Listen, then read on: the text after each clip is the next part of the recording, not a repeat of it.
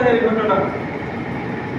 আমার আপনার দেশ এমন হয়ে গেছে, কেউ পাগলামি করে বেদ পুরাই না, কেউ মানসিক প্রতিবন্ধকতা দেখায় বাইবেল ছিঁড়ে না, কেউ পাগলামি করে ত্রিপিটক ভগবত বেদ, আরো যে খ্রিস্টানদের ধর্মগ্রন্থ আছে, হিন্দুদের ধর্মগ্রন্থ আছে, সেগুলাকে অবমাননা করে না।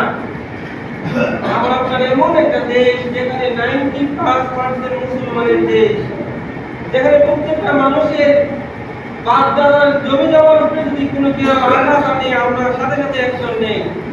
তো আমাদের মুসলিম দেশ কুরআনকে নিয়ে, আল্লাহর বাণীকে নিয়ে, রাসূলের মুজিজা, মুমিনের বাতিল চলার সেই কুরআনকে অবমাননা করা হয়।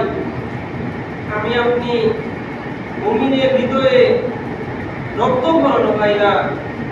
আমি আপনি কেমন মুমিন, আবার আপনার টাকা কম ইনকাম হলে চিন্তায় পড়ে যায়, আবার আপনার ফসল কম হলে চিন্তায় পড়ে যায়, আবার আপনার দুনিয়াবি কোনো ঘাটতি কমতি হলে আপনি পেরেশানিতে পড়ে যায়, আবার আপনার বাপ দাদার জমি জমার দলিল নথিপত্র বিন্দু পরিমাণ ক্ষয়ক্ষতি হলে আপনি সেটা কিভাবে ভালো করা যায়, কিভাবে এটাকে সুরক্ষা করা যায়, আপনি সেটা ফায়দা বিক্রি করি।